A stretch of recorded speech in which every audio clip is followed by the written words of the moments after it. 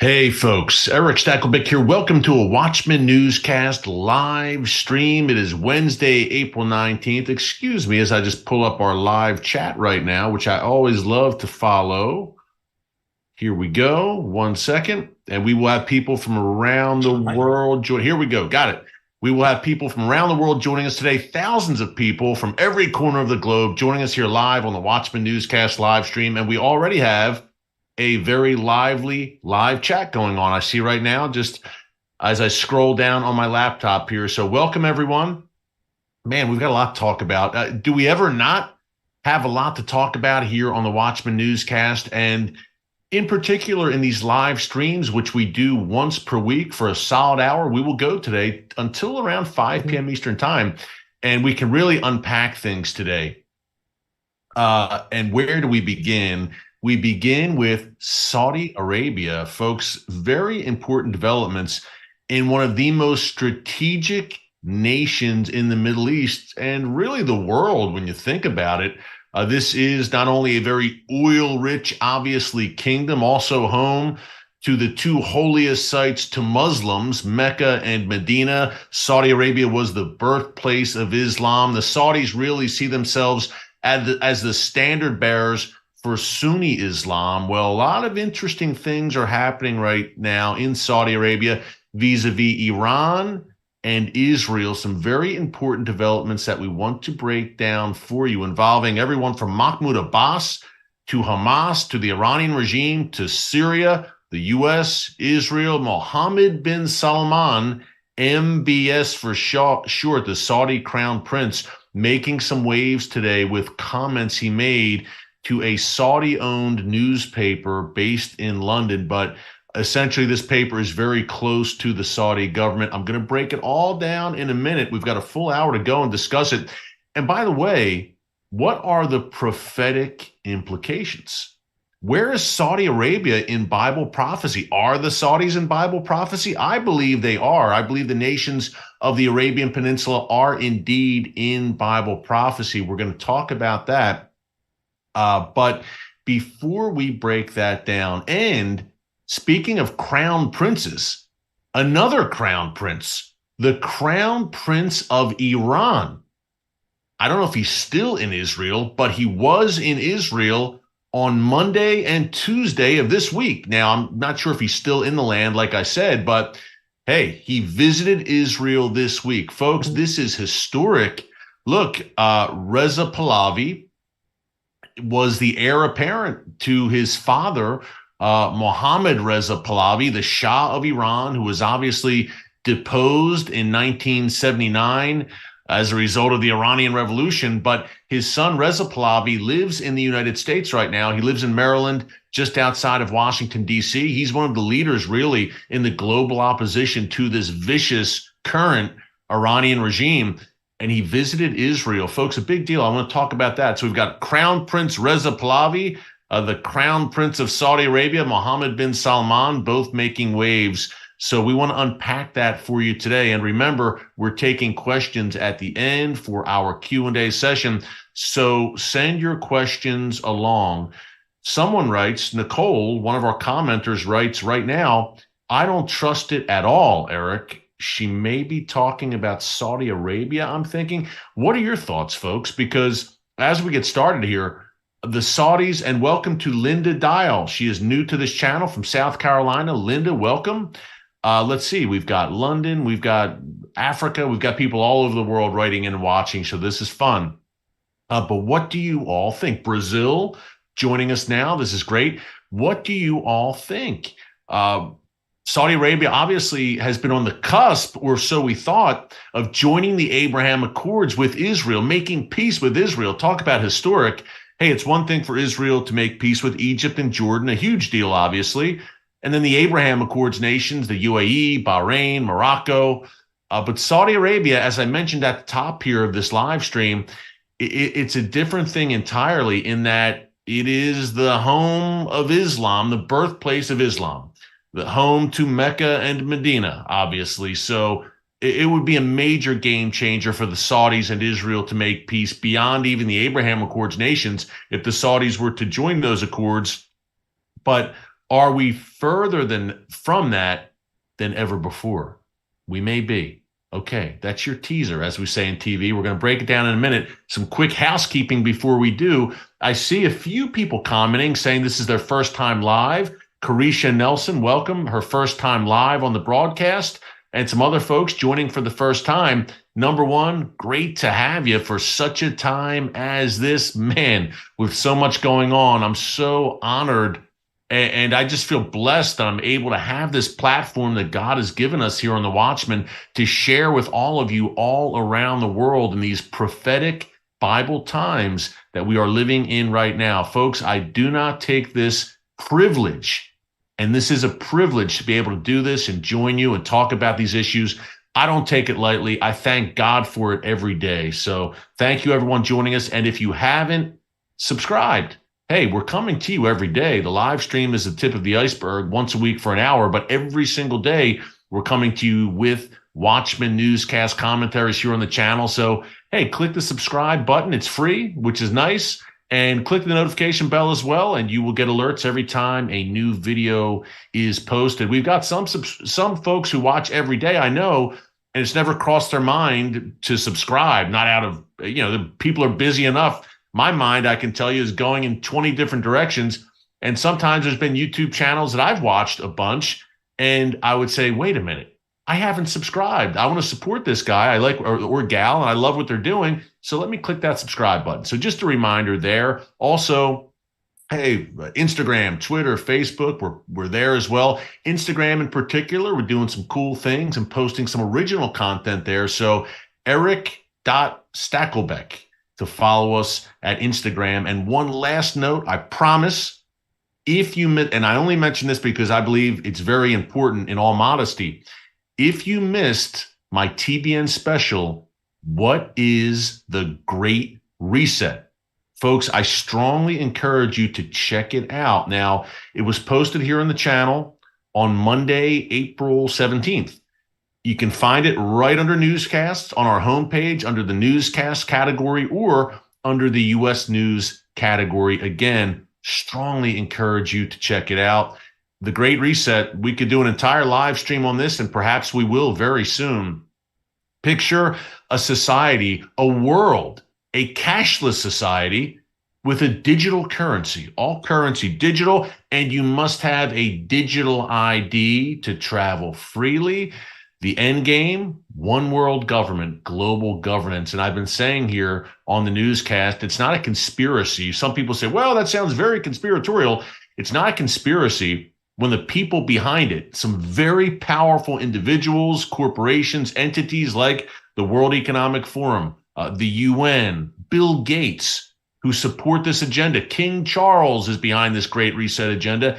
It all sounds conspiratorial, but folks, it's not anything but that if they're saying it out loud, what they intend to do. And the folks behind the Great Reset are doing exactly that. It's something that far too many people don't know about. So again, what is the Great Reset? Check it out here on the channel, right under that newscast category, Monday, April 17th. You will not regret it. And folks, we do this program, we do The Watchman to keep you informed. Yes, we focus a bunch, obviously, on the Middle East, China, Russia, global security, the things of that nature, biblical history, absolutely.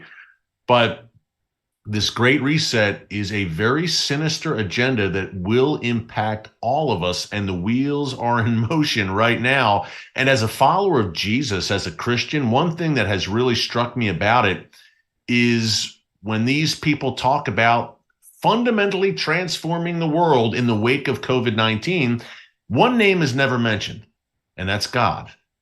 And if you have biblical, traditional, Judeo-Christian biblical values, you are going to run up against the Great Resetters on everything from marriage to human sexuality, abortion, and the list goes on.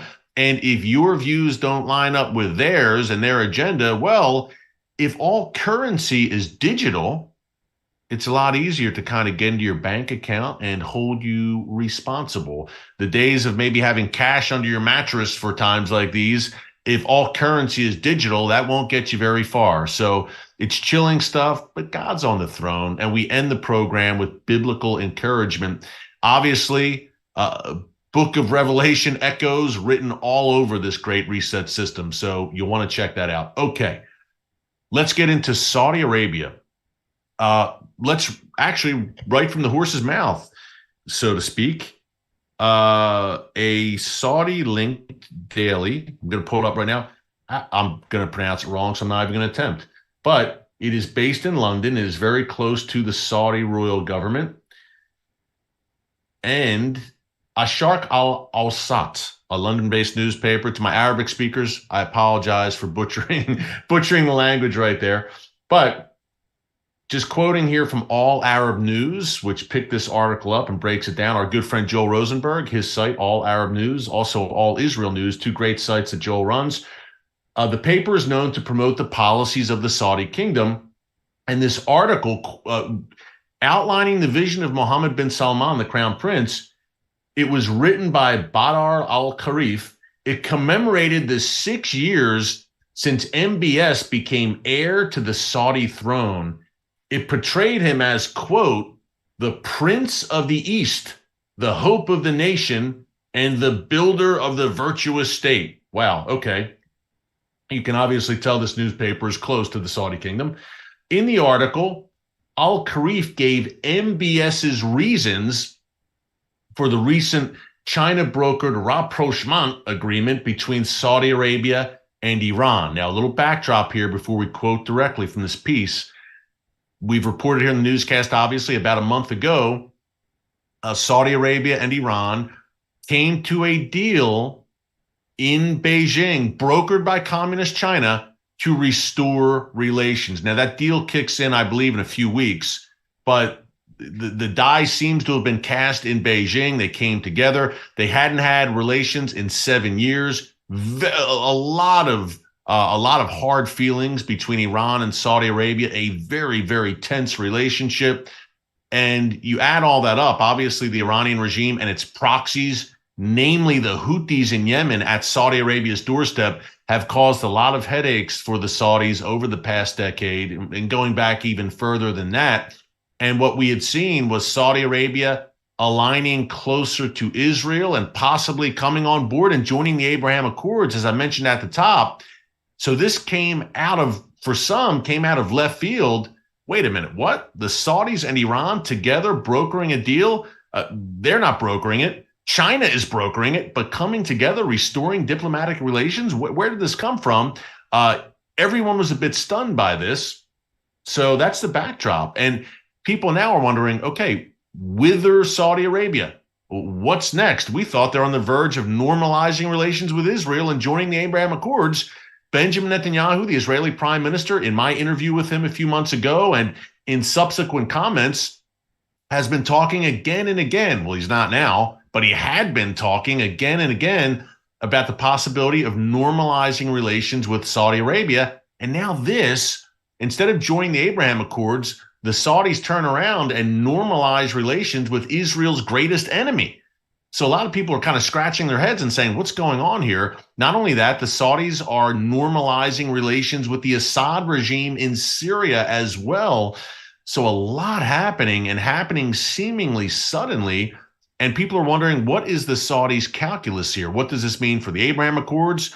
Are the Saudis aligning with Iran? That's not the case. I'll break that down more in a minute. But let's go to the article. This is from, I believe, a confidant of MBS, writing in the Saudi government-tied newspaper. He says, quote, the Saudi crown prince bin Salman thinks that with a country like Iran that has ancient history and culture, it is impossible to solve conflicts through direct military confrontation. He is convinced, MBS, that such a solution would involve recklessness and adventurism, and there are no victors in war. It goes on to say, countries cannot be wiped off the map when problems can be solved on the table. Bin Salman does not pay attention. This is key.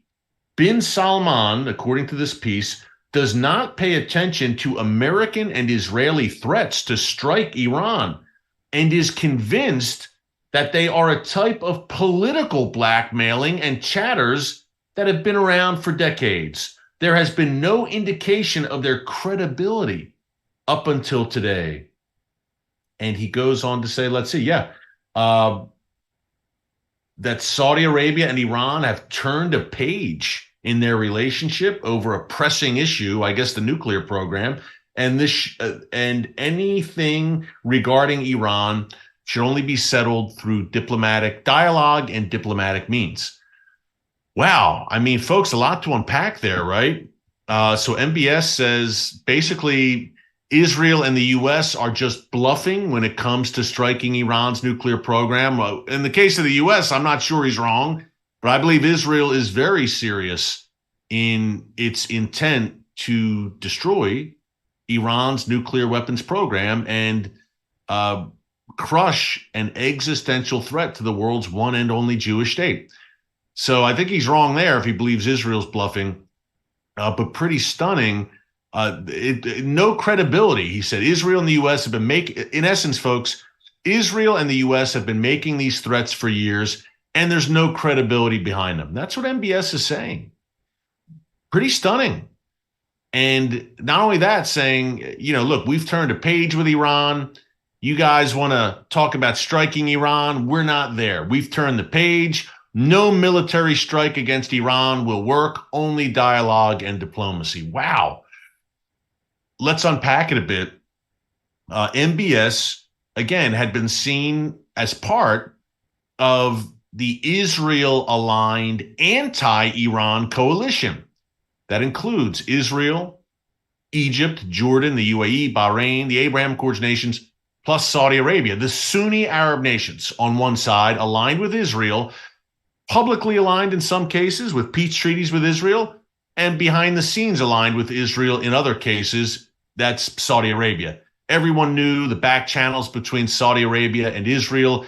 Prime Minister Netanyahu, on a one-day trip to Saudi Arabia, I believe it was in 2020 or was it fall of 2021, paid a visit to Saudi and met with MBS for a few hours. So a lot has been going on in terms of back channels. Many believe, and I interviewed Secretary of State Mike Pompeo about this, former Secretary of State Pompeo, who obviously worked under the Trump administration. He believed that if the Trump administration stayed in power in D.C. beyond 2020, that the Saudis would have come to the table by now and made peace with Israel and joined the Abraham Accords. That didn't happen, and now we are where we are. But nonetheless, there still seemed to be a groundswell with Bibi talking about it and talking very confidently about it in recent months. Hey, we're close with the Saudis. We're very close. And knowing that the Saudis are, threatened, and that's an understatement, gravely threatened by the looming Shia superpower, the Iranian regime, that lies right across the Persian Gulf from the Saudi royal kingdom, and that is on the verge of having nuclear weapons. And key here, that in a sense is surrounding Saudi Arabia, right? Not only right across the Gulf, but you have Yemen, an Iranian proxy, an extension of the Iranian regime via the Houthis at Saudi's southern doorstep in Yemen. To the north, you have Iraq, you have Syria, which are chock full of Iranian proxies and militias. So the Saudis were feeling surrounded, needless to say, and saying, well, not surrounded to the extent Israel is, but pretty darn surrounded by Iran and its proxies. So to say the Saudis were uneasy with this situation, again, is an understatement. And consider a few things. The Houthis bombarding Saudi Arabia and the UAE, by the way, with rockets and drones over the past few years at the behest of the Iranian regime and using Iranian-supplied weaponry. And then you consider September 2019, when Iran itself, the Iranian regime, carried out an attack against a Saudi oil installation, a hybrid attack involving drones and ballistic missiles, which affected a chunk of the world's oil supply for an entire day when it happened. That was a huge, huge deal. So consider all that, and the Saudis were very threatened, or have been very threatened, and they were looking for assistance. And the Saudis always have had a pretty solid relationship with the United States. It's ebbed and flowed at times. Obviously, in the wake of 9/11, wasn't in a good place. But it was under the Trump administration, was in a pretty strong place once again. And the main reason is Iran, an alliance against Iran. But the Saudis under the Biden administration, you're probably thinking, okay, when did this all change? Under the Biden administration, President Biden, even before he became president, was calling out the Saudi royal family, saying he was going to hold them accountable, and I quote, make them a pariah state. He didn't talk about making Iran or North Korea or China or any rogue regimes like that a pariah state. His ire seemed to be fixated on the Saudis. And the relationship, there you go, was off to the wrong foot right away. And when he asked for help, Biden, with energy last week, and hey, more oil, can you produce more oil? The Saudis said, no, we're not going to do that. We're not going to help you out. You're in a bind right now. Oil and gas prices, inflation skyrocketing, and we're not going to help you. No, we're not going to churn out more oil. So, pretty precarious position right now, a precarious relationship between the U.S. and Saudi Arabia. And Saudi Arabia, the main thing here, folks, has seen the U.S. Act in a very weak, again, I keep using the term, that's an understatement. That's an understatement. Either whether it's Afghanistan, obviously the disastrous withdrawal there, you can disagree or agree whether U.S. troops should have stayed there, but the way it was done was an embarrassment and a disaster. It's number one. Chinese spy balloons, allowing them to circumvent the continental United States, an embarrassment, a disaster. Trying to broker a nuclear deal with the Iranian regime once again and appease the mullahs, a disaster. And look, slamming not only Saudi Arabia, but criticizing Israel on a frequent basis while seemingly taking a soft line on the likes of the Iranian regime and Palestinians. So the Saudis see all that and say, uh-oh, what are we going to do? Now we're really exposed. We have weakness in what we're surrounded by Iran and its proxies. Iran's close to having the bomb. Yet we have weakness in Washington, D.C. Number one, D.C., the Biden administration has no stomach for confronting Iran. Number two, the Saudis survey the landscape and they see the same thing in Europe, weakness and no stomach to confront a nuclear Iran. Then they look at Israel, which they consider as the strong horse in the region. That's the reason the Saudis in the first place were aligning next to Israel. And they look at Israel and say, uh-oh, Israel is so divided internally right now. There's so much internal discord at each other's throats. Can we rely on Israel when the rubber hits the road with Iran? This seems to have been the Saudis' calculation. I'm not saying I agree with that calculation, but that seems to have been the calculation. And it seems to be, if you can't beat them, join them. Now, that's not saying that the Saudis, folks, let me make this very clear. That's not saying that the Saudis are going to align alongside Iran. Big difference. I want to make this clear. I consider this restoration of ties between the Saudis and Iran, the Saudis and Syria, as a non-aggression pact, meaning the Saudis are basically saying, we won't get in your way, call off the wolves, namely the Houthis in Yemen, call off your wolves, and we won't get in your way, you don't get in our way, and we'll have peace in our time, or not. That seems to be the Saudis' calculation. If you can't beat them, make a non-aggression pact with them. Again, it doesn't mean that the Saudis all of a sudden are aligning alongside Iran and subscribing to the Iranian regime agenda. Big difference here. What the Saudis are doing is saying, just leave us be and don't attack us anymore. And if it sounds weak to you, that's because it is. The Saudis are, to me, folks, negotiating here from a position of weakness. Their greatest ally, most powerful ally, the United States, has essentially abandoned them in a sense. Secondly, they believe that Israel is perhaps too divided. Well, hey, Israel's had 5 elections in the past 4 years. Which Israeli government are we dealing with? Will Bibi even be in office a few months from now? That these are the calculations they're making right now as they survey the geopolitical landscape. So to me, they're in a position of weakness here. And what does it do for it? And they came to Iran and said, look, let's make a deal. Let's call a truce. Of course, you can't trust the Iranian regime.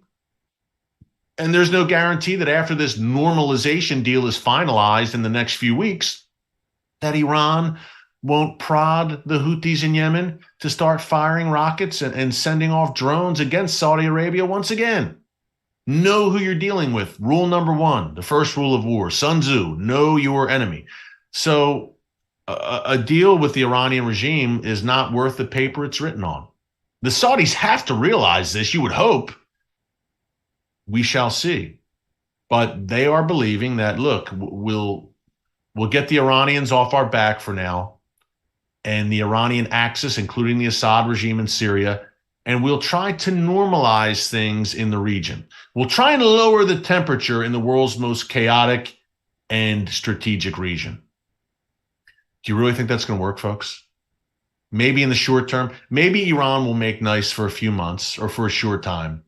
But look at, that's the Saudi perspective. Look, we'll have a normalization agreement with them. We'll have diplomatic relations again, essentially a non-aggression pact, and they'll call the wolves off in Yemen, the Houthis. And we can catch our breath and have some calm in the region. That's the Saudi perspective. What's Iran's perspective here, and what does Iran get out of this normalization? Big question, right?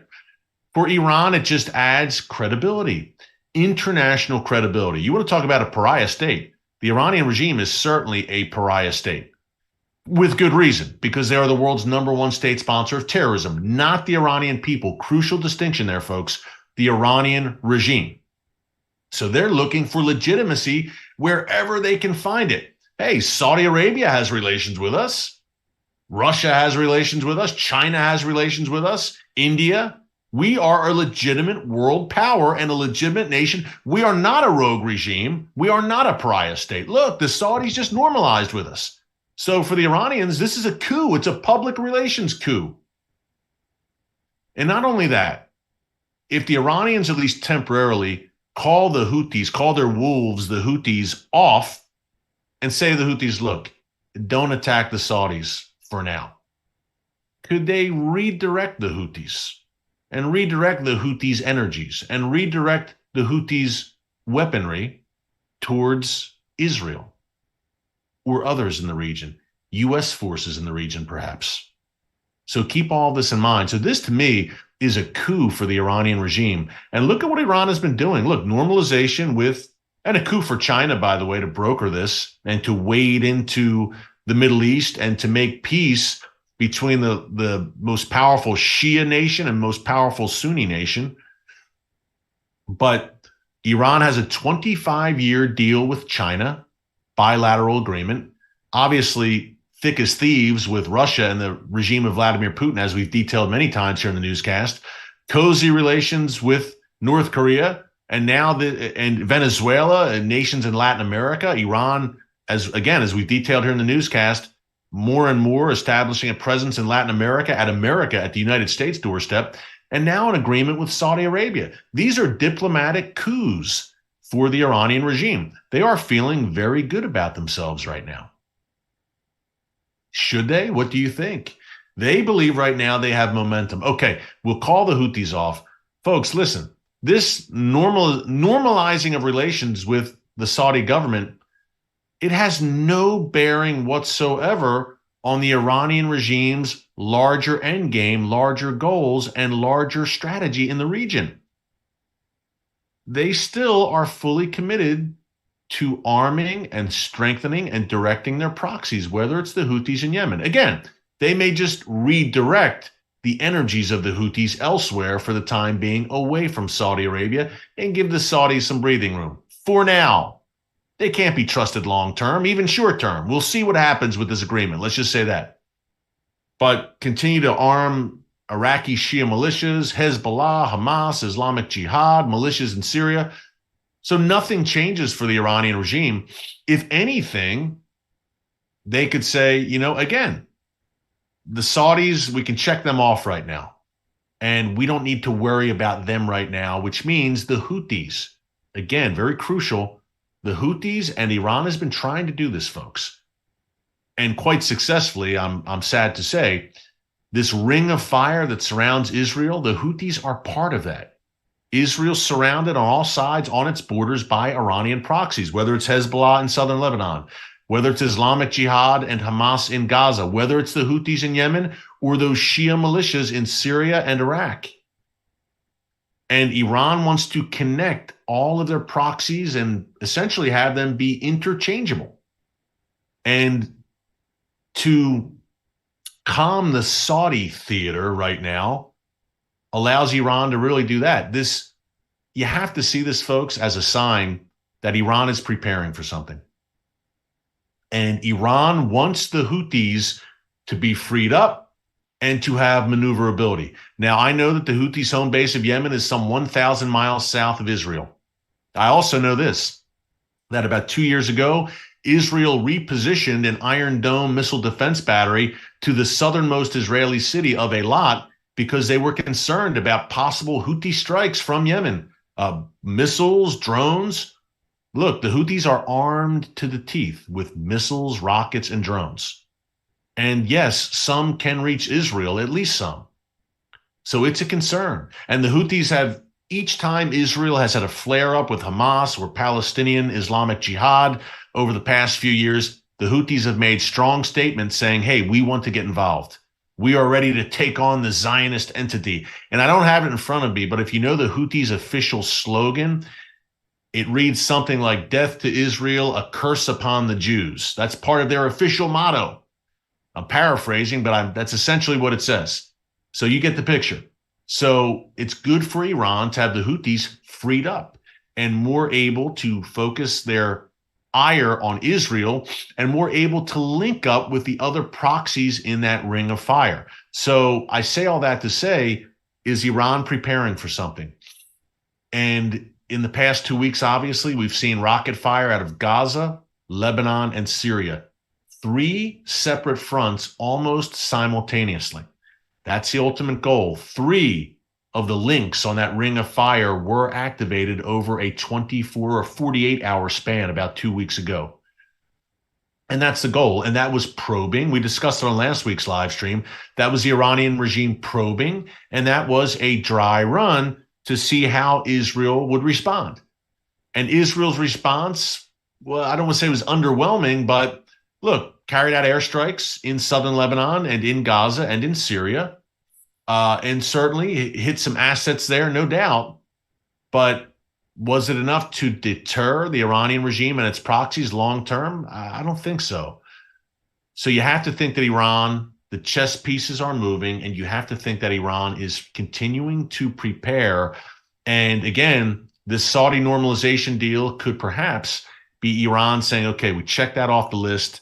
They're off the table, and they're less likely, the Saudis, to get on board with any Israeli strike against us now.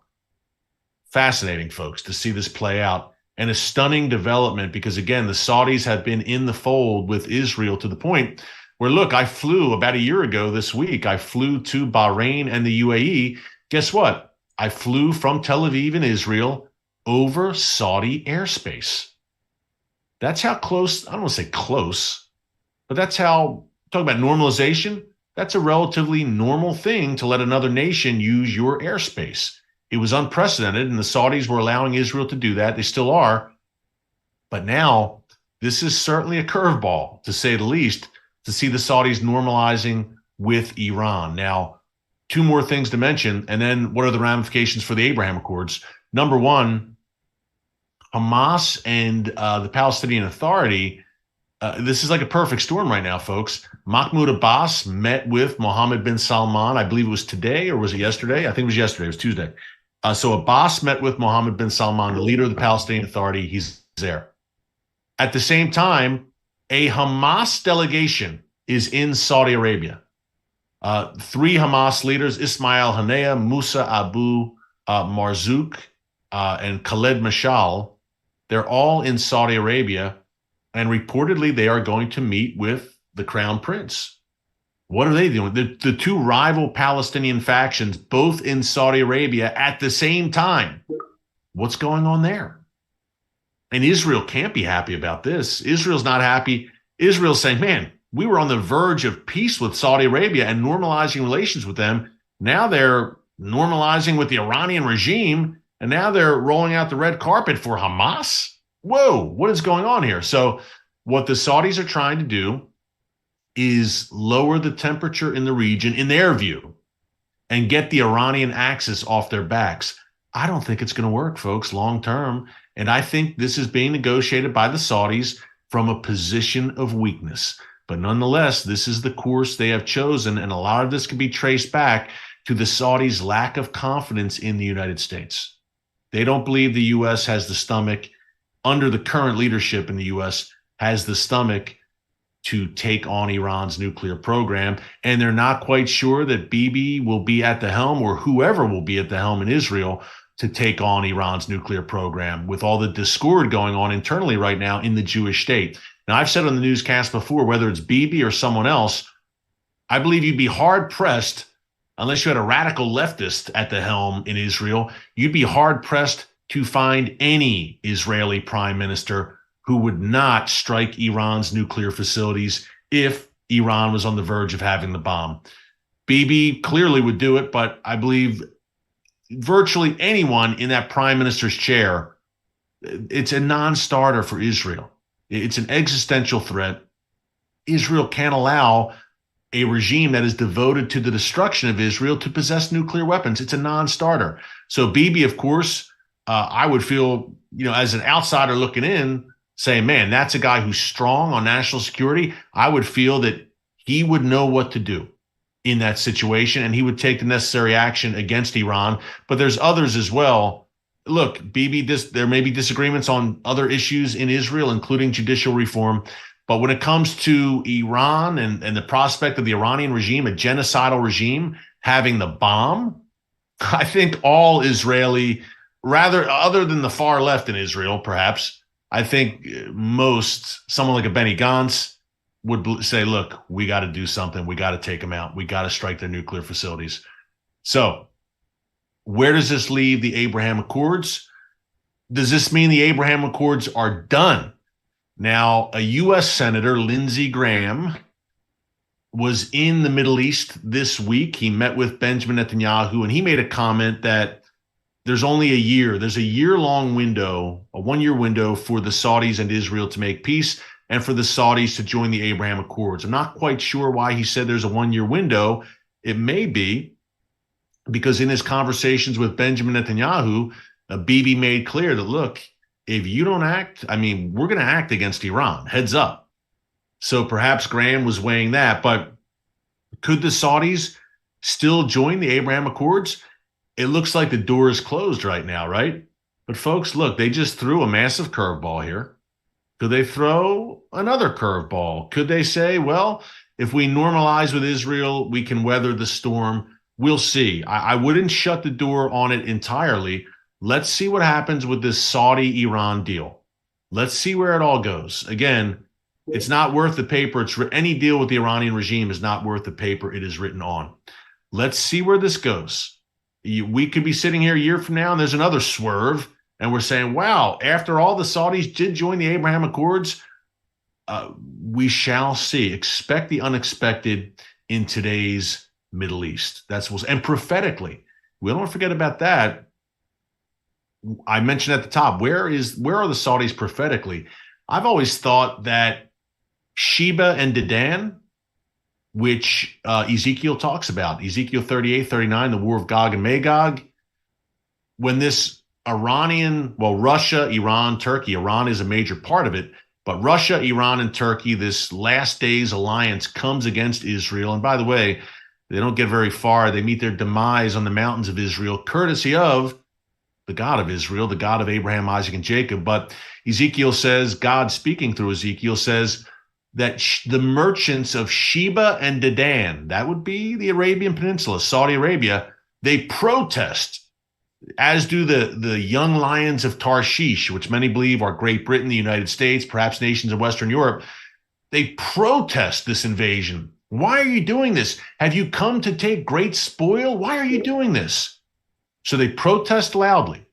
So it seems that at that time, the war of Gog and Magog, which I don't believe is too far off, folks. I'm not saying it's tomorrow or even a year from now. Perhaps it's 10 years from now. I don't know. But I can tell you that The chess pieces are moving on the board and things are lining up pretty obviously if you know scripture. I can tell you this, that the Saudis will protest according to Ezekiel, which leads me to think that at the time, they would at least have decent relations with Israel. Look, yes, they are signing this non-aggression pact with the Iranian regime, but that doesn't mean the Saudis now are going to be hostile to Israel. So we'll see what happens. Man, the way things are developing in the region right now, let's see what happens with Iran and the Saudis and how that plays out. And let's just see, because again, prophetically, Sheba and Dedan, they seem to be protesting this last day's invasion involving Iran against Israel. But notice, folks, that Ezekiel says they protest very loudly, but they don't get involved. The young lions of Tarshish, they don't get involved either. These are biblical names from modern places. It seems that Israel is truly all alone when this latter days invasion force gathers against it. Alone, but not alone, because they've got, I don't know, a slightly powerful ally in the God of Israel, who neither slumbers nor sleeps, and who again directly intervenes in this. And there is wrath and judgment upon this Ezekiel invasion force. So take heart. Don't be discouraged. Don't say, oh, my word, the entire world is gathered against Israel. Israel's going to be all alone. Israel won't survive. No, no, no. The God of Israel has something to say about it, and then some. And remember the words of the prophet Amos. I mentioned this on the newscast this week. The people of Israel have been gathered back in their ancestral homeland. Never, and I stress, never to be uprooted again. Never to be uprooted again. The people of Israel are there to stay. It's not going to be easy going forward, but they are there to stay. So keep that in mind and take heart. We're getting to questions in a minute. I apologize. I have a little cold. That's why if you see me rubbing my nose. But we talk about the unexpected and curveballs in the Middle East. What about a curveball with Reza Pahlavi, the crown prince of Iran, visiting Israel this week? Just to recap that for you. 1 second, I'm pulling up our chat and your questions, which we'll get into in a minute. Let's see here. Got them. Okay.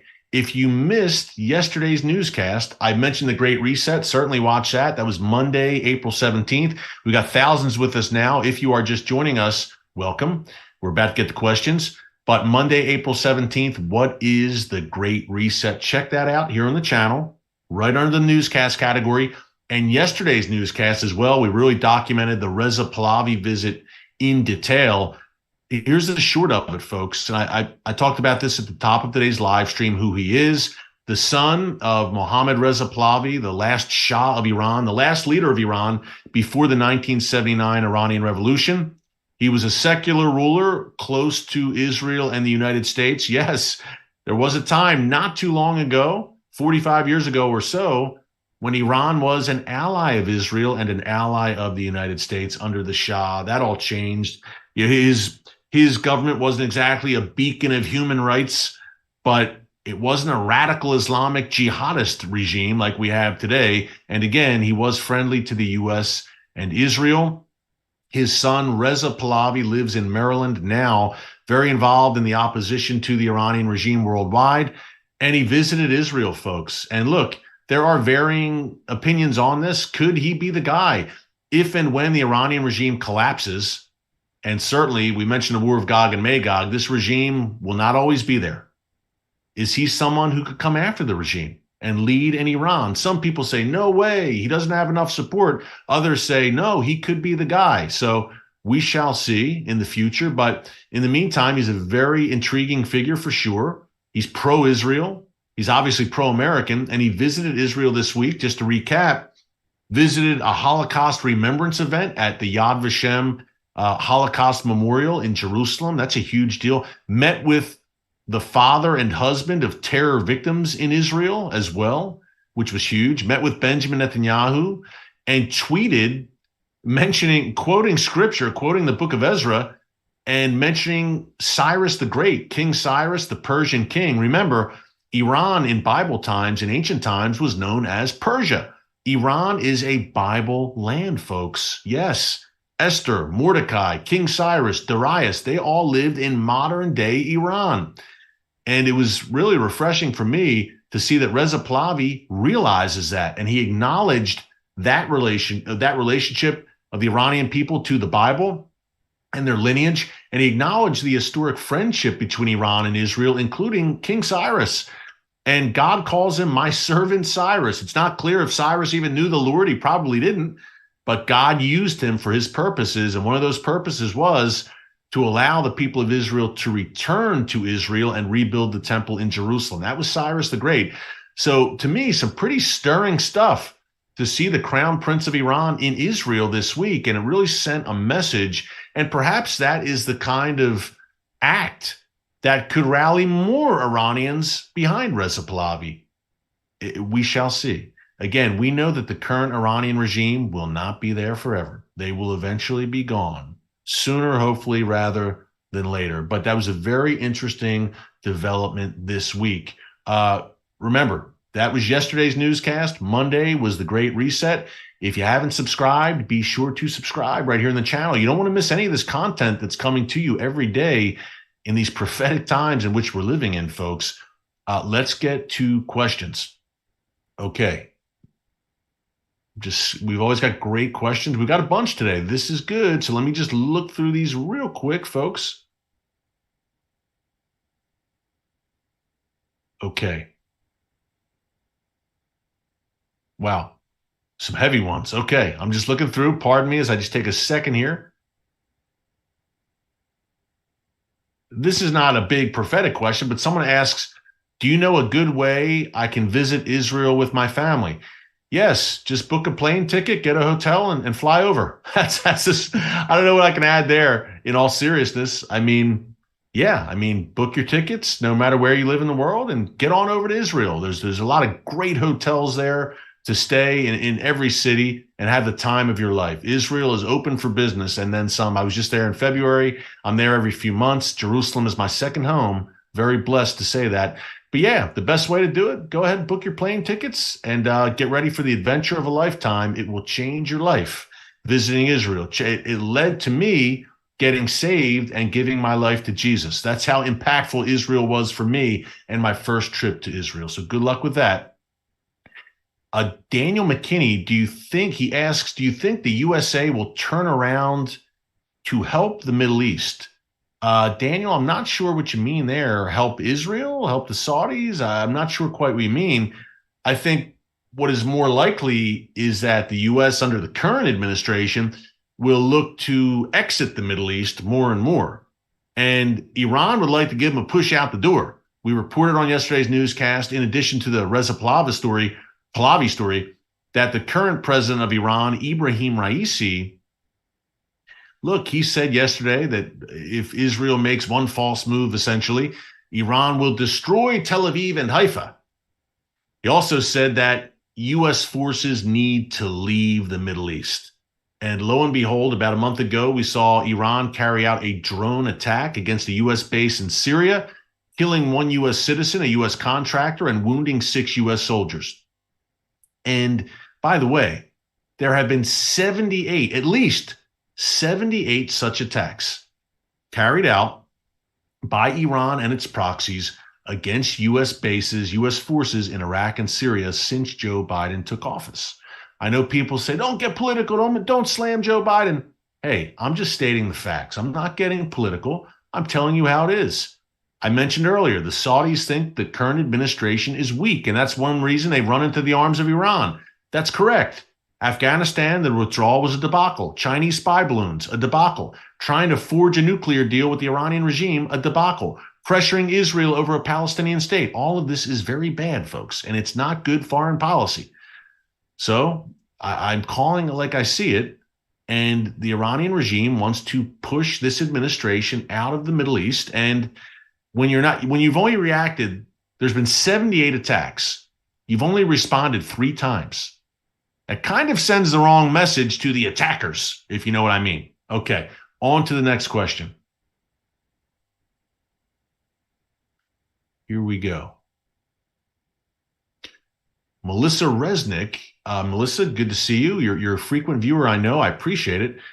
I want to be a supporter. I have looked on the website and can't find where to join. How do I become a supporter? Well, Melissa, I assume you're talking about the Watchman right here, watchmantv.com, the YouTube channel. There should be a join button where you can become a premium member. We appreciate it very much. If anyone's interested in premium membership, just go to our homepage, and there is a button that says join. Click on that and you can join. Thank you, Melissa. I appreciate it. We appreciate your support for sure. Let's see. A few people are asking about AI, artificial intelligence, and I would encourage you to watch that Great Reset special. Elon Musk, someone else, one of our other questions here referenced Elon Musk's interview with Tucker Carlson on Fox News and the dangers of AI.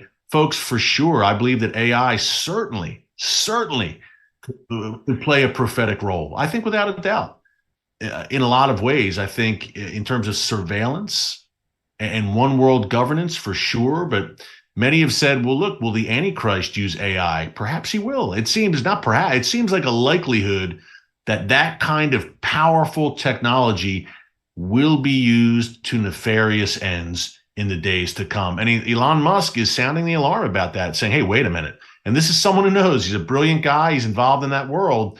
He's saying, hey, wait a minute. This could really get out of hand and get out of hand quickly, and it could be used against humanity. And if it falls into the hands of, I don't know, a guy by the initials of AC, the Antichrist, well, it will really be used in a nasty way. You know, you think of this image of the beast, that all on earth who have the mark of the beast will be forced to worship during the Great Tribulation in the last days. Could AI play a role there somehow? These are things that many prophecy watchers have thought about, but for sure, the AI situation is becoming very disturbing, folks, and it could be part. Someone says this could be part of the Great Deception. Mark Paul says that. Mark, I agree. Yes, we don't know where it's still a bit early, not too early in the game, but the AI advancements are progressing so rapidly that we don't know quite where this is going. But I have an ominous feeling about it in my spirit. I don't know about you watching, but I have an ominous feeling about how it's going to be used. And you can absolutely see it lining up to be used in a nefarious way. And I mentioned the Great Reset. Klaus Schwab of the World Economic Forum, which is the main purveyor of this Great Reset agenda, he's a guy who talks very enthusiastically about transhumanism and the blending of man and machine. And AI clearly would have a role in that somehow, I presume. So you've heard of Brave New World. This is not a brave new world. It's a very disturbing new world. But the good news is, and I'll say it again, and I'll continue to say it, God is still on the throne and he is in control. And if you don't have the Lord in your life right now, folks, you're listening to all these things I'm saying, wars and rumors of wars and AI and the Antichrist, the book of Revelation, my word, the end of the world, tribulation. Now, if I didn't have faith in Jesus, I'd be hiding under my chair right now, cowering.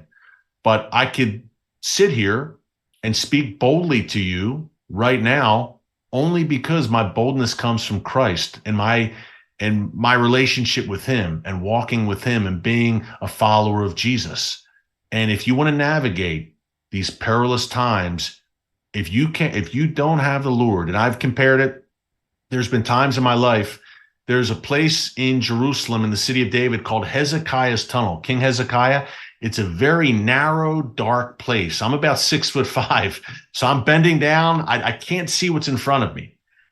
And it can be a little unnerving if you don't have the adequate light.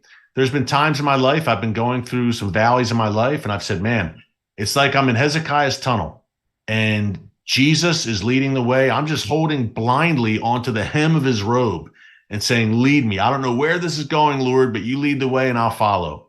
And that's what we need right now in these uncertain times that we are living in. If you don't have that, folks, you don't have that assurance, get it. This is the time. Don't put it off anymore. I mean, the most important thing I can say to you today is this. If you're waiting, next year when I graduate from college or when I move, when I get a new job, then I'll get right with God. It may be too late. It may be too late. He wants you as you are. He'll transform you. Come as you are, He will transform you from the inside out. Let him do the work. He'll do a work on you. And it's almost like peeling away the layers of an onion again and again. He'll refine you. He'll sanctify you, and you will become a new creation in Christ. And right now, man, you need it more than ever. Trust me. Okay. What do we have here? Damascus, always one of our favorite topics here on the live stream. When do you think the judgment on Damascus will happen? Soon, before the war, or in the tribulation? I don't know. I know it's coming because I've read Isaiah 17, and I know that Damascus, I'm sad to say, will become a ruinous heap. That's the words of the prophet Isaiah. It will cease to be a city. Now, if you look back through history, Damascus is one of the world's oldest inhabited cities. It's never been completely destroyed, but the prophet Isaiah says a day is coming when it will be. Unclear where it happens on the timeline, but sadly, Isaiah 17 says that day is coming. Now, considering everything going on in Syria right now, and Israel carrying out airstrikes there, and Syria openly and willingly harboring Iran and its proxies, and Israel consistently carrying out airstrikes in and around Damascus, in particular Damascus International Airport, you look at Isaiah 17 and you say, wow, that may not be too far off. So yeah, we are in the days. I had lunch with someone, a good friend, last week, who said, over the years, when we talk about the last days, people would say, I don't know, maybe like another 500 years. He said, I've been talking to people lately, solid Bible believers, and all of them are saying the day is near. Now, again, that doesn't mean tomorrow. It doesn't mean next week. It doesn't even mean maybe next year. The day is near. Could mean 20 years. I think 20 years from now is pretty near. Call me crazy. Only God knows the day and the hour. But folks, live every day, I would say, like the Lord is coming back today. The signs are all around us, and these are perilous times, but these are Bible times. And for followers of Jesus, this is the time to step up, to be ambassadors for Christ, to be a light in the darkness, and to let people see your light shine, see the Holy Spirit working through you, and be drawn to you and say, hey, I want what he has or what she has. And what you have that sets you apart is the Lord Jesus. Hey, thanks so much for joining us here today on the Watchman Newscast live stream.